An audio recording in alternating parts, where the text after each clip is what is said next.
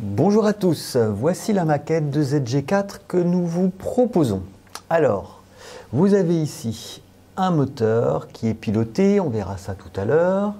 Vous avez un support qui vous est fourni et un cône. Ce cône, vous voyez, il tourne librement autour d'un axe. Ce support étant piloté par le moteur. Nous allons mettre le système en rotation et on va voir comment il se comporte. Donc nous avons une mise en rotation lente, nous voyons des petits mouvements du cône. Donc le cône se balance gentiment autour de la verticale, on augmente la vitesse, il se balance toujours, oula, il commence à s'animer, encore, mais toujours autour de la verticale. Que se passe-t-il? La vitesse augmente, hop là, il vient de décrocher. Il n'est plus autour de la position verticale, mais autour d'une position que l'on appelle de décrochage. Et cette vitesse, elle est d'environ 150 tours par minute. Et si on augmente la vitesse, que se passe-t-il? Eh bien, toujours le même comportement avec un cône qui s'incline de plus en plus. Voilà. On va redescendre et je vous propose de changer de cône.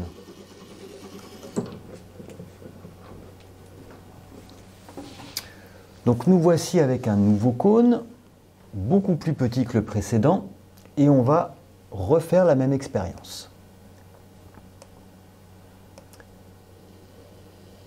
Mise en vitesse lente.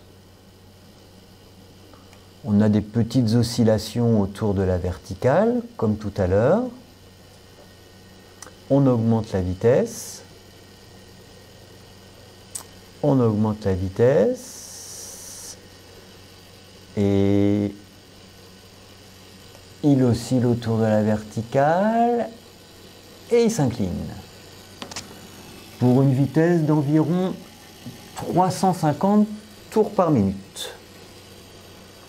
On va l'arrêter et on va voir un troisième cône.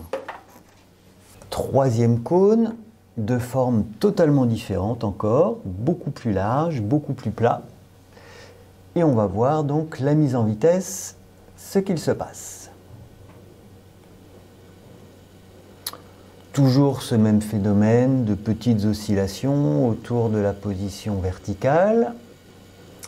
On augmente la vitesse. On augmente la vitesse.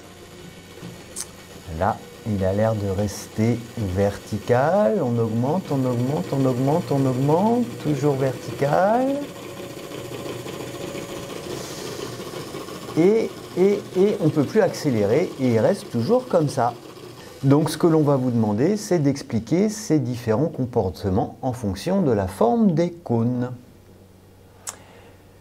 Donc pour cette étude, d'un point de vue mécanique, on va vous demander la conception et la fabrication de deux cônes. Un cône qui s'incline pour une vitesse imposée, et puis un cône dit toupie, qui lui ne s'incline pas, comme celui-ci. Et pour la partie électronique, donc on va venir s'intéresser au contrôle du moteur. Donc là, on voit l'affichage de la vitesse se fait dans Scilab. Donc une première partie, ça va être de permettre à la carte électronique qui vient piloter le moteur de communiquer avec Scilab. Et puis ensuite, eh bien, on s'intéressera à la commande en vitesse du moteur et à la récupération de l'information de vitesse.